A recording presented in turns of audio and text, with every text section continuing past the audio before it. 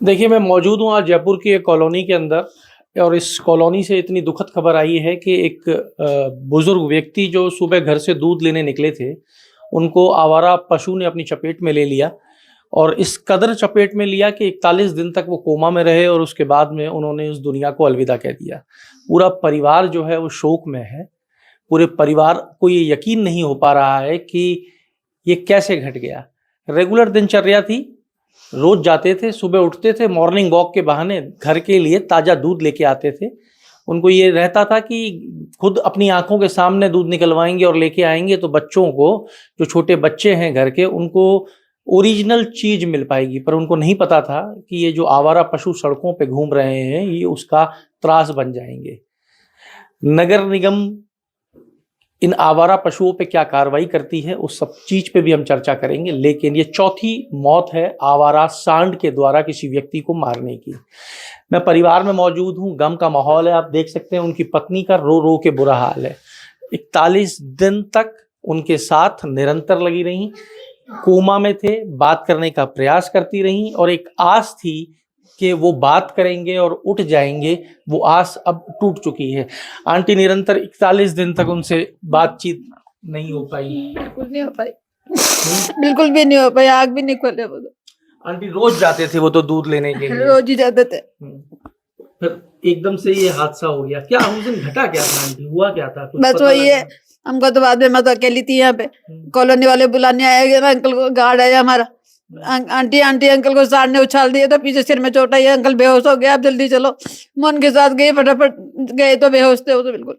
हम तुरंत कॉलोनी के एक जेंट्स को बुला के गाड़ी में बिठाया, उनको SMS लेके गए। SMS में उनके कोई इलाज नहीं मिला, उनको तुरंत कोई भी इलाज नहीं मिला तो हमको संतुष्टि नहीं हुई। हम तुरंत एम्बुलेंस करके फोर्टिस लेके आए। फोर्टिस में डॉक्टर ने कहा कि इनका ऑपरेशन करना पड़ेगा सिर का। हमने तुरंत कह दिया कि इनकी जान बचाने के लिए सिर का ऑपरेशन करो। हमने पैसे जमा कराए, साइन वाइन जो करने थे सब कराए, ऑपरेशन भी करवाए, लेकिन कोई भी हमारे को फायदा नहीं मिला। आंटी कितने पैसे लग गए इलाज में? अब करीबन बेटे को ही पता है, 15-20 लगे, कितने लगे जो भी है। 15 से 20 लाख रुपए लग गए इलाज के अंदर। हाँ, और आगे बेटे को ही पता है, मेरे को पूरा मालूम नहीं है। लेकिन वो 41 दिन तक कोमा में रहे और अब दुनिया को अलविदा कह के। आंटी क्या कहोगे आप? ये आवारा पशु सड़कों पे घूमते रहते हैं, हजारों शिकायतें की जाती हैं। आज सब मेरे साथ हुआ, किसी और के साथ नहीं हुआ ये आज। आपने निगम विगम में कोई कभी कंप्लेंट की थी क्या भैया आवारा? बेटे ने करी थी, मेरा बेटा गया था वहां पे, कोई सुनवाई नहीं हुई। पता नहीं अभी तक तो कुछ भी नहीं हुआ। अब आगे आप क्या उम्मीद रखते हो? न्याय कैसे मिले? अब जो भी गवर्नमेंट या जो भी आप सही समझो जो करो, मैं क्या बताऊं, मेरी तो जिंदगी खराब कर गए। हमको तो अकेला छोड़ गए सबको। बिल्कुल स्वस्थ थे? बिल्कुल स्वस्थ थे, कुछ भी नहीं था उनको, अच्छे भले थे। कैसा नेचर था? हंसमुख थे बिल्कुल? बहुत अच्छा नेचर था उनका। पूरा परिवार, पूरा फैमिली, पूरा कॉलोनी, पूरी रिश्तेदारी, सबके साथ इतना अच्छा व्यवहार था कि मतलब मैं सब याद कर रो रहे, क्या करे। सोचा भी नहीं था कि ऐसा होएगा। भी शांति से जीवन जिएंगे, कॉलोनी में आए, नहीं कॉलोनी में आए, कुछ भी नहीं, सब छोड़ गए हमको अकेले को। देखिए, आप उनकी धर्मपत्नी को सुन रहे थे, जिनका हाल जो है इस टाइम वो ठीक नहीं है। वो सारी चीज़ों को बता रही हैं, बयान कर रही हैं किस तरीके से वो दूध लेने जाते थे और उस दिन क्या घटा। सांड ने मारा, उछल के गिर गए। कई सरकारी व्यवस्थाओं के ऊपर सवालिया निशान उठता है। SMS लेके गए, वहाँ इलाज नहीं मिला। 15 से 20 लाख रुपए खर्च हो गए। किस लिए खर्च हो गए ये 15 से 20 लाख? क्योंकि एक अधिकारी की यहाँ पे आपको 100% नेग्लिजेंस नजर आएगी। जब कंप्लेंट की गई, आवारा पशु सड़कों पे हैं, उनके ऊपर कार्रवाई नहीं की जाती है, निगम हाथ झाड़ देता है। अभी 2 दिन पहले राजस्थान रॉयल्स का एक मैच हो रहा था प्रैक्टिस का। उस प्रैक्टिस मैच के अंदर मैदान पे राहुल द्रविड़ मौजूद थे, बड़े कई नाम मौजूद थे और एक आवारा कुत्ता SMS स्टेडियम के अंदर घूम रहा था, जिसके लिए एक दूसरे के ऊपर जिम्मेवारी डाल दी गई कि ये निगम की जिम्मेवारी है। निगम बोला पुलिस को सुरक्षा देखनी है। लेकिन अगर वो सोचिए, वो आवारा कुत्ता या आवारा श्वान अगर किसी बड़े खिलाड़ी को काट लेता तो सुरक्षा का क्या होता, खिलाड़ियों का क्या होता। लेकिन ये घटना यहाँ घट चुकी है। नाम बड़ा हो या छोटा, एक व्यक्ति इस दुनिया को छोड़ के जा चुका है, पीछे रह गया है ये रोता बिलखता परिवार। बीमारी से नहीं गया है वो व्यक्ति एक आवारा पशु के हाथों घायल, अच्छे भले थे। कोई लेना देना नहीं था उनके। मेरे साथ में यहाँ पे उनके भाई की वाइफ भी मौजूद है। जो क्या कहोगे आप इस पूरे दुखद हादसे को लेकर? मैं तो ये चाहती हूँ कि किसी के साथ भी भगवान ऐसी घटना नहीं घटे। मैंने आपको पहले भी यही कहा कि जाना सबको है, लेकिन इतनी बुरी मौत, मतलब आदमी बोल ही नहीं पाया। हमको विश्वास ही नहीं होता कि भाई साहब चले गए हमारे, और वो क्यों चले गए। हमको तो ये लगता है क्यों चले गए, कहाँ गलती थी, किसको दोष देवे हम। अगर वो गाड़ी पे होते हैं, घोड़े पे अपन कहते हैं साहब की टक्कर मार गया, एक्सीडेंट हो गया, ऊपर से गिर गए, नीचे से गिर गए, आदमी रस्ते रस्ते दूध लेने जा रहे थे। अब पता था क्या, क्योंकि काल इस तरह से ये भी नहीं कि कोई एक्टिवा पे देखा है, पैदल जा रहे थे घूमते घूमते रास्ते रास्ते सीधे सीधे चुपचाप। ये थोड़ी कि उन्होंने कुछ छेड़ा है उसको, वो सीधे सीधे अपने दूध लेने रोज जाते थे जैसे गए, और पता नहीं कैसे उसने जो उछाला है, जो आदमी वापस आंख ही नहीं खोली हमारे, तो वापस आंख ही नहीं खोली। अब देखिए इस परिवार की व्यथा आप सुन सकते हैं। बड़ा आसान है कह देना कि घट गया जिसके साथ, लेकिन जिस तन पे घटता है वही तन जानता है। इनके पिता मौजूद हैं, ये स्वतंत्रता सेनानी रहे हैं, 94 साल की उम्र है, इनके लिए सबसे बड़ा दंश है। बाबूजी, आप तो स्वतंत्रता सेनानी रहे हो, आज जो स्थिति है सड़कों पे आवारा पशुओं की वजह से लोगों की जान चली जाती है, आपने तो अपना सब कुछ खो दिया, आप कैसे देख रहे हो इस स्थिति? हमें तो सबसे बड़ा अफसोस यही है कि इस तरह की लापरवाही से, म्यूनसिपैलिटी की इस तरह की लापरवाही से हमारे परिवार की जिंदगी खराब हो। तो लाखों रुपए तो इलाज में खर्च हो गए, जमा की हुई पूंजी सब खत्म हो गई इलाज में, और हॉस्पिटल वालों ने कह दिया कि हमारे पास अब कोई इलाज बाकी रहा नहीं। कैसे सुधरे बाबूजी व्यवस्था? हैं? कैसे सुधरे ये व्यवस्था?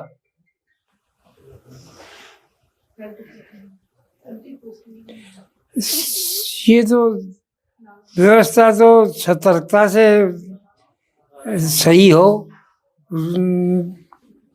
आवारा गायें पकड़ते हैं और पैसे दे के छुड़ाने वाले छुड़ा ले जाते हैं, फिर वो वैसे की वैसे रह जाती। तो पकड़ने वाले जितने भी हैं सब भ्रष्ट हैं, वो सही ढंग से पकड़कर उनको दबाव खाने नहीं पहुंचाते हैं, बीच में ही आवारा पशुओं को मालिक लोग पैसे दे दे के छुड़ा ले जाते हैं। देखिए ये स्वतंत्रता सेनानी है जिनको आप सुन रहे थे, इनका कहना है कि सतर्कता होनी चाहिए, और जो भ्रष्ट सिस्टम है, आप विचार तो कीजिएगा एक बार कि किसी आदमी ने कितने पैसे ले लिए होंगे, किसी आवारा पशु को अगर पकड़ा होगा तो कितने पैसे ले लिए होंगे उस अधिकारी ने? 500, 1000, 2000, 1500, 2000। ये राठौड़ साहब मौजूद है मेरे साथ, ये वकील हैं, इन्होंने ही इसके ऊपर नवीन चौहान साहब हैं, ये वकील हैं, और इन्होंने इसके ऊपर बहुत एक्टिव रहते हुए बहुत सारे काम किए हैं। इन्होंने थाने में रिपोर्ट भी दर्ज कराई है। पर सवाल ये है कि उस भ्रष्ट अधिकारी ने कितने पैसे ले लिए होंगे? 1000, 2000, 5000। आप विचार कीजिएगा, उस 1000, 2000, 5000 रुपए की लापरवाही ने एक परिवार को यहाँ पे अनाथ कर दिया है। एक परिवार का मुखिया चला गया है, बीवी का रो रो के बुरा हाल है, पिता ये बात कर रहा है कि 94 की उम्र में मैं क्यों रह गया, मेरा बेटा क्यों चला गया। चौहान साहब कैसे देखें इस पूरे एपिसोड को? इसमें सबसे पहले तो देखा जाए तो घोर लापरवाही नगर निगम की है। यहाँ वार्ड नंबर 104 ग्रेटर नगर निगम जयपुर की ये घटना है।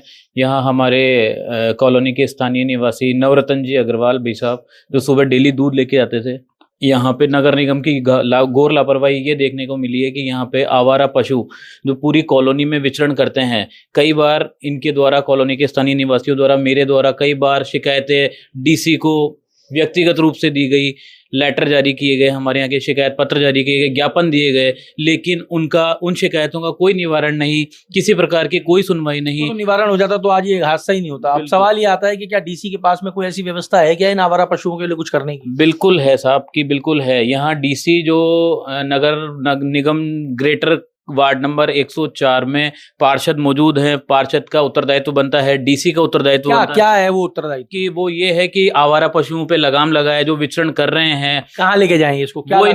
वो इनको जहाँ पे इनका एक बाड़ा है ले जाके छोड़ते हैं, बंद करते हैं, वहाँ पे इंजेक्शन वगैरह लगाते हैं, करते हैं इनको, वहाँ पे इनको छोड़ें। क्या कानून में इसका प्रावधान है? बिल्कुल प्रोविजन है इनका कि ये लोग जो नगर निगम क्षेत्र है, नगर निगम सरकारी रोडों पे जो घूम रहे हैं, इनको ले जाके और गौशाला में इनको छोड़ें। और इसके अलावा जहाँ इनके स्थानीय क्षेत्र में जानवरों को रखा जाता है वहाँ निगम के पास इसका बजट होता है क्या? बिल्कुल इनका बजट होता है। बजट इनको राज्य सरकार के द्वारा अनुमोदित होता है, बजट मिलता है इनको। और ये लेकिन इनका कोई किसी भी रूप में पालन नहीं हो पा रहा है, नेग्लिजेंसी पाई गई है। अभी आपने इन अग्रवाल जी वाले एपिसोड में आपने क्या क्या किया? आपने एफआईआर भी कराई है? यस, हाँ, इसमें पुलिस के यहाँ मेरे द्वारा एक परिवाद दिया गया है, परिवाद को लेकर रखा हुआ है। इसमें कोई अभी तक एफआईआर दर्ज नहीं करी गई है कि साहब हम सरकार के खिलाफ कोई इसमें एफआईआर दर्ज नहीं करेंगे, सिर्फ परिवाद है। परिवाद के बाद हम जो हमारे पास रेमेडी बचती है वो हम कोर्ट के थ्रू जाएंगे, कोर्ट के द्वारा इस्तगासा करा के